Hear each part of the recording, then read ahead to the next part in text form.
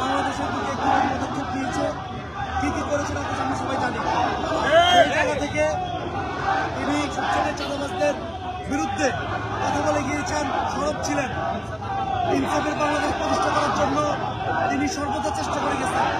আজকে আমরা মনক্ষুণ্ণ, আজকে আমাদের হৃদয় ব্যতীত, আমরা সবাই খুবই কষ্টের মধ্যে রয়েছি। এবার কেয়ার হসপিটালের মধ্যে দিয়ে আছেন, আমরা প্রার্থনা করা ছাড়া আমাদের হাতে আর কিছু করার নেই। কিন্তু আমরা আমাদের জায়গা থেকে প্রতিবাদ জানাতে চাই। যদি আদিবাড়ি কিছু হয়, এই ইন্টারিয়াম সরকারকে তার সর্বোচ্চ জবাব দিতে হবে।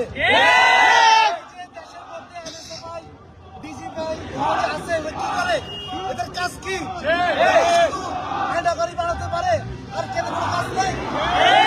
একজন প্রার্থী স্বাধীনভাবে তার নির্বাচন প্রচারণা করতে পারছে না, সেই জায়গা দাঁড়িয়ে ইন্টারিয়াম কিভাবে একটা নির্বাচন ডাকছে? যে নির্বাচনে দাঁড়াইছে তার নিরাপত্তা দিতে পারছেন না। জনগণ যে ভোট দিতে যাবে তার নিরাপত্তা দিতে পারবে না। তার উপরে ভরসা করে জনগণ ভোট দিতে বেরোয়, নির্বাচনে যাবে, ইলেকশনে যাবে, ভোট দিতে যাবে, তার উপর নির্ভর করে